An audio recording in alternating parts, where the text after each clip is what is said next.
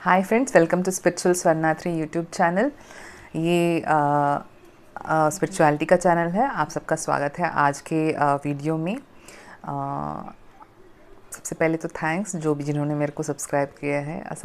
बहुत सारे लोग स्पिरिचुअलिटी में आ रहे हैं। सब लोगों को सब जानना चाहते हैं कि स्पिरिचुअलिटी क्या है और ट्विन फ्लेम की जर्नी क्या है। तो बहुत सारे ट्विन फ्लेम्स भी आई थिंक मेरे चैनल को सब्सक्राइब कर रहे हैं। उन सबका सबसे पहले थैंक्स। और एक और बात बताना चाहती थी कि मेरे जो सब्सक्राइबर्स हैं, बहुत सारे डिवाइन मैस्कुलिन्स मेरे चैनल को देख रहे हैं। तो उनकी सब्सक्रिप्शंस भी मुझे बहुत ही इंपॉर्टेंट है उनका सब्सक्रिप्शन, क्योंकि मेरी जो चैनल है वो बैलेंस हो जाती है feminine energy and masculine energy से। सो आप सबका धन्यवाद जो भी मैस्कुलिन एनर्जी मेरी चैनल देख रहे हैं, डिवाइन मैस्कुलिन्स। एंड जो टॉपिक्स हैं जो मैं चूज़ करने वाली हूँ, तो ऐसे तो बहुत सारे मेल्स आ रहे थे मेरे पास ट्विन फ्लेम से रिलेटेड, जिसका वीडियो बनाना बहुत ही ज़रूरी था, क्योंकि उसको मैं रिस्पॉन्ड नहीं करना चाहती थी ईमेल में कि एक ही बेनिफिट हो। और बहुत सारे लोगों ने ऐसे रिक्वेस्ट किया कि मैडम ज़रूर वीडियो बनाइएगा, क्योंकि इससे पूरी कम्युनिटी और प्योर स्पिरिचुअल सोल्स जो भी हैं उन सबको मदद मिलेगी। तो उसी उद्देश्य से मैं अब वीडियो बनाना चाहती हूँ। आज का जो टॉपिक है वो डिवाइन मैस्कुलिन पे है।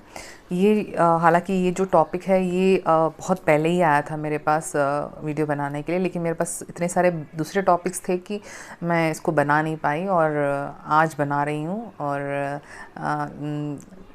ये तो हमें पता है कि स्पिरिचुअलिटी की जो जर्नी है वो एक्सपीरियंस पे चलती है। तो मैं डिवाइन फेमिनिन एनर्जी हूँ। मुझे मैस्कुलिन की एनर्जी सेंस होती है, लेकिन एग्जैक्टली उनकी जो जर्नी है उसको मैं अभी तक पिक नहीं कर पाई हूँ। लेकिन मैं जितना मैं अंडरस्टैंडिंग पे आई हूँ उसको मैं आपसे शेयर करना चाहती हूँ। और बाकी जो डिवाइन मैस्कुलिन्स मेरे जो चैनल पे जिन्होंने सब्सक्राइब किया है, तो अगर आप कुछ शेयर करना चाहें तो कमेंट सेक्शन में ज़रूर कीजिएगा, क्योंकि जो भी अभी ट्विन फ्लेम्स अभी जो अवेकन हो रही हैं 2020 में, जिनकी अवेकनिंग प्रोसेस बहुत स्पीड अप हो गई है, एंड ये बहुत ही रैपिड हो रहा है कि बहुत सारे लोग एक ही साथ अवेकन हो रहे हैं। और उन सबको अभी इतना मेंटल प्रेशर, इतनी इमोशनल प्रेशर मिल रही है कि they don't have any option. उनके पास कोई ऑप्शन नहीं है खुद पे वर्क करने के लिए, खुद की सर्च करने के लिए, खुद की सोल की सर्च करने के लिए। तो उसके सिवा उनके पास कोई ऑप्शन रहा ही नहीं। तो अभी जो सिचुएशन है, अभी जो चल रहा है, उस वक्त बहुत सारे मैस्कुलिन्स देख रहे हैं। और ये जो प्लेटफॉर्म है चैनल का, यूट्यूब चैनल का, अब उनको बहुत मदद देगा। उनको ही नहीं, जो ऑलरेडी अवेकेंड अभी आने वाले हैं उन सबको भी बहुत मदद मिलेगी। मेरे आगे के जो वीडियोस होंगे कुंडलिनी अवेकनिंग में होंगे, क्योंकि मेरा प्रोसेस ऑलमोस्ट हो रहा है कुंडलिनी अवेकनिंग का। बहुत सालों से चल रहा था, लेकिन अभी पिछले 6 महीने से बहुत ही मैंने साधना की है, और उससे मेरी अवेकनिंग बहुत फास्ट हुई है। तो मैं उससे भी शेयर करूँगी अपने फ्यूचर के वीडियोस में। अगर आपको लगता है कि ये वीडियोस किसी को हेल्प करते हैं तो प्लीज़ ज़रूर शेयर कीजिएगा, ठीक है। तो आज के टॉपिक पे आते हैं, डिवाइन मैस्कुलिन की एनर्जी के बारे में। मैंने थोड़े पॉइंट्स नोट किए हैं जो मैंने थोड़े डिवाइन मैस्कुलिन की एनर्जी से मैंने ऑब्जर्व किया था। तो चलिए शुरू कर देते हैं। तो पहला जो पॉइंट मैं बताना चाहती हूँ कि उनकी जो सेंस होती है जस्टिस और मोरालिटी की, वो बहुत स्ट्रांग होती है। मतलब उनको पता रहता है कि सही क्या है, गलत क्या है। और ये जो जस्टिस का जो सेंस होता है, जो जनरली स्पिरिचुअल पर्सन्स में ही होता है, स्पेशली डिवाइन मैस्कुलिन्स में। डिस्टॉर्टेड मैस्कुलिन्स में और जो नॉर्मल मैस्कुलिन्स में ये सेंस नहीं होगा। वो कभी भी जस्टिस को जज नहीं कर पाएंगे। वो समझेंगे कि वो सिचुएशनल पे चले जाते हैं और पार्शियलिटी में चले जाते हैं। लेकिन जो डिवाइन मैस्कुलिन रहता है वो हमेशा श्योर रहता है अपनी मोरालिटी और जस्टिस को लेके। सेकेंड थिंग है, वो बहुत ट्रुथफुल रहते हैं। मतलब कि वो जब भी कुछ बात करते हैं वो सिर्फ सच बोलते हैं। Most of the times 99.9% they are very truthful people. मतलब कि जो सच्चाई के रास्ते पे चलते हैं। तो वो जो झूठ बोलना और अपने लिए टेम्पररी प्रॉफिट बना लेना, वो इनको नहीं पता है। वो उनकी डिक्शनरी में नहीं आता है। वो 3D वर्ल्ड में रहते भी वो बहुत ही ट्रुथफुल रहते हैं। जैसे 3D वर्ल्ड में ज़्यादातर क्या होता है कि झूठ बोल के उस वक्त निकल जाते हैं, या फिर उस सिचुएशन को अवॉइड करके निकल जाते हैं। लेकिन डिवाइन मैस्कुलिन ऐसा नहीं करता है। डिवाइन मैस्कुलिन हमेशा अपने ट्रुथ पे खड़ा रहता है। तो वो बहुत ही ट्रुथफुल रहता है। सेकेंड थिंग, एक और ये बात है, बिकॉज वो ट्रुथ पे रहता है तो वो हमेशा अपनी दिल की बात कहता है। वो कभी भी ना ऐसे कुछ ड्रेसिंग करके किसी को अच्छा दिखाने के लिए या फिर किसी से कुछ इम्प्रेसिव बनाने के लिए वो कुछ नहीं बोलेगा। वो जो बोलेगा वो सच रहता है, और उसको ड्रेसिंग नहीं आती, विंडोज ड्रेसिंग जो जनरली थर्ड डायमेंशन में ना लोग करते रहते हैं इम्प्रेस करने के लिए, तो वो नहीं होता। दिल से दिल की बात होती है, and they tell truth and talk from the heart, दिल से बात करते हैं वो। बचपन से ही इन डिवाइन मैस्कुलिन की भी जो परवरिश हुई होती है, उस वक्त भी इनको प्यार से डिप्राइव कर दिया गया होता है। मतलब कि ये इंटेंशनल नहीं होता, लेकिन इनकी अवेकनिंग के लिए ही एक ब्लूप्रिंट क्रिएट किया जाता है कि उनको वो अनकंडीशनल लव ना मिले। तो वो क्या होता है ना कि उनको खालीपन, वो इनकम्प्लीटनेस फील होती है। ये सिर्फ एक डिवाइन फेमिनाइन फिलअप कर सकती है, एंड डिवाइन फिलअप कर सकता है। इसके सिवा जो भी थर्ड डायमेंशन की जो रिलेशनशिप्स हैं, जो भी अचीवमेंट्स हैं, वो उसको कंप्लीट नहीं कर पाएंगी। अगर वो सोचता भी है डिवाइन मैस्कुलिन की शायद मुझे इतने पैसे कमाने से मुझे सेटिस्फैक्शन मिल जाएगी, या फिर मैं अगर इस पोजीशन में आता हूँ तो मुझे सेटिस्फैक्शन मिल जाएगी, या फिर ऐसा कुछ अगर मटेरियली कुछ एक्सपेक्ट करता है तो उसको तो वो सेटिस्फैक्शन कभी नहीं मिलेगी। उसको सेटिस्फैक्शन तभी मिलेगी जब वो डिवाइन के साथ रहता है, एंड डिवाइन फेमिनाइन के यूनियन में रहता है, तभी उसको ये सब सेटिस्फैक्शन मिलेगी, एंड अनकंडीशनल लव मिलेगा। एक और बात, उनकी वो फाइटिंग स्पिरिट बहुत हाई होती है। मतलब कि वो भी हार नहीं मानते किसी बात को भी। वो ना बहुत ही फाइटिंग स्पिरिट में रहते हैं हमेशा। हाँ, किसी चीज़ को पाने में ना वो पीछे नहीं हटते हैं। तो उनका ये जो फाइटिंग स्पिरिट रहता है बहुत ही हाई रहता है। एक और चीज़ है कि पैसिव रेसिस्टेंस, जैसे मैंने डिवाइन फेमिनिन में बताया था पैसिव रेसिस्टेंस, सेम थिंग यहाँ पर भी वर्कआउट होती है कि ये ना किसी से जानबूझ के झगड़ा या फिर कुछ करना नहीं चाहते हैं। वो जनरली इन झगड़ों के मामले से इन सबसे उनको पसंद नहीं है। उनको वो शांति पसंद है, वो शांति बनाए रखना चाहते हैं। वो जितना भी हो सके ना वो एनवायरनमेंट में रहना चाहते हैं जहाँ पर आर्ग्यूमेंट्स ना हो। तो वो पैसिवली रेसिस्ट करते हैं झगड़ा बनाने के लिए। दे विल नॉट, वो आगे नहीं बढ़ेंगे झगड़े के लिए। लेकिन वो ये बात तो सही है कि वो ट्रुथफुल रहेंगे, और जो भी कहेंगे वो जस्टिस के मोरालिटी के बेसिस पे होगा, और वो सच्ची बोलेंगे और दिल से बोलेंगे। ठीक है।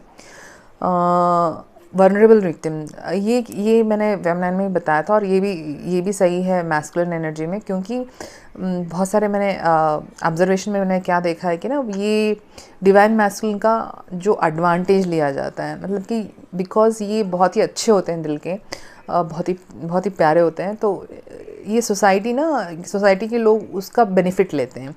तो जैसे in case if there are some astrologers और सम सर्विस इंडस्ट्री में है, तो क्या होता है ना, उनसे फ्री सर्विस लेते हैं, और इतना उनको समझ में नहीं आता। मतलब कि जब कोई प्यार से बात करता है तो वो उस आत्मा को उस नज़रिए से देख के वो अपना 100% सर्विस देते हैं, लेकिन उनको जो रिटर्न में मिलता है वो नहीं मिलता है, ना प्यार के रूप में, ना मनी के रूप में, ना किसी और इमोशन और मॉरल सपोर्ट के रूप में।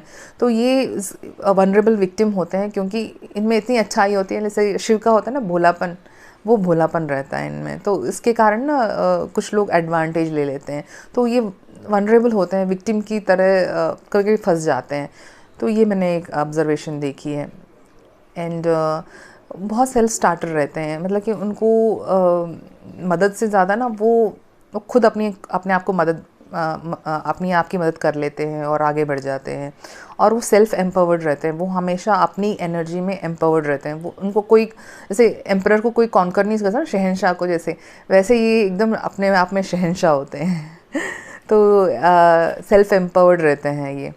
तो जो जैसे वो चाहें वो क्लियर कट वही काम करते हैं, और बहुत ही एम्पैथ के नेचर के होते हैं। मतलब कि बहुत ही सिंपैथी एंड एम्पैथी तो बहुत ही होती है इनमें। तो हेल्पिंग नेचर, दूसरों की मदद करना, ये सब उनमें नेचुरली आ जाता है। एक और है कि navigators, they are the best navigators. मतलब क्या है कि अगर कोई प्रॉब्लम है तो जनरली क्या होता है, डिवाइन फेमिनिन हमेशा अपने दिल से सोचती है, इमोशनली सोचती रहती है। लेकिन ये जो डिवाइन मैस्कुलिन है वो 360 डिग्री सोचते हैं। उनका एक नज़रिया नहीं रहता है एक प्रॉब्लम को सॉल्व करने का। वो उनका जो नज़रिया और जो थिंकिंग कैपेसिटी रहती है ना 360 डिग्री रोटेट होती रहती है।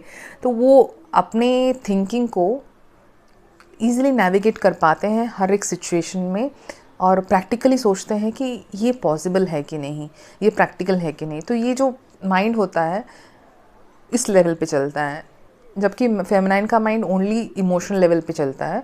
लेकिन जो मैस्कुलिन होता है वो हर तरह से सोच के, प्रैक्टिकल सोच के करता है। लॉजिकल भी थिंकिंग होती है इनकी, लेकिन ज़्यादातर मोरालिटी, ट्रुथफुलनेस और जस्टिस के फॉर्म में होगा, और द बेस्ट होगा इनके माइंड में जो चल रहा है। ठीक है।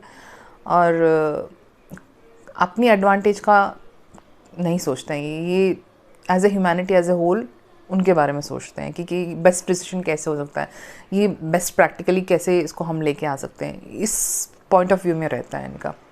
ओके। एक और पॉइंट है, ये शायद पता नहीं, I don't want to hurt any, मैं किसी डिवाइन मैस्कुलिन को हर्ट नहीं करना चाहती। वो थोड़े लेज़ी होते हैं, मैंने जहाँ तक ऑब्जर्व किया। मतलब कि लेज़ी का मतलब वो शॉर्टकट्स निकालना चाहते हैं और स्मार्ट वर्क करना चाहते हैं, जबकि डिवाइन फेमिनाइन ना बहुत हार्ड वर्किंग नेचर की होती है। मैस्कुलिनिटी स्मार्ट वर्क करती है, एंड उनको लंबा लंबा काम और बहुत भी घंटे तक काम करना उतना वो अच्छा नहीं लगता है। मतलब कि वो स्मार्ट वर्किंग पे ज़्यादा फोकस करते हैं। ठीक है। एंड स्पिरिचुअल एस्पेक्ट्स, जो स्पिरिचुअल एस्पेक्ट्स हैं उनकी जो होती हैं वो ऑलरेडी बाय बर्थ ही उनकी बहुत हाई होती है। मतलब कि स्पिरिचुअलिटी में उनका जो बेस रहता है, उनकी जो थिंकिंग होती है वो डीपली इन्वॉल्व होते हैं उसमें। तो उनका जो क्या बोलते हैं, मतलब उनकी जो अटेंशन होती है स्पिरिचुअलिटी में, जो उसके स्पिरिचुअल कॉन्सेप्ट्स होते हैं, ये बहुत ही बेसिक लेवल पे बहुत ही क्लियर होते हैं वो। एंड ऑलरेडी वो बचपन से उन्हीं चीज़ों को डेवलप करते ही आते हैं। वो ऑटोमेटिकली उन टॉपिक्स में डीपली इन्वॉल्व होते हैं, डीपली उनकी अवेयरनेस में उसकी नॉलेज भरी रहती है। एंड उनको पता रहता है कि एनर्जी कैसे वर्क करता है। उनको generally when you compare normal masculine with divine masculine, divine masculine की जो अंडरस्टैंडिंग होती है एनर्जी के बारे में बहुत ही हाई होती है कंपेयर टू नॉर्मल मैस्कुलिन। मतलब कि एनर्जी का फंक्शन कैसे होता है, एनर्जी ट्रांसफ़र कैसे होती है, एनर्जी का जो नॉलेज रहता है वो उनमें हाई रहता है। ठीक है। ये कॉमन नहीं हो सकता है, लेकिन बहुत सारी ऐसी केस में डिसफंक्शनल फैमिलीज होती हैं इनकी भी, क्योंकि इनको भी डिप्राइव्ड किया होता है अनकंडीशनल लव से, और इनको डिवाइन फेमिनाइन को फाइंड आउट करना पड़ता है, डिविनिटी के लाइन पे चलना पड़ता है।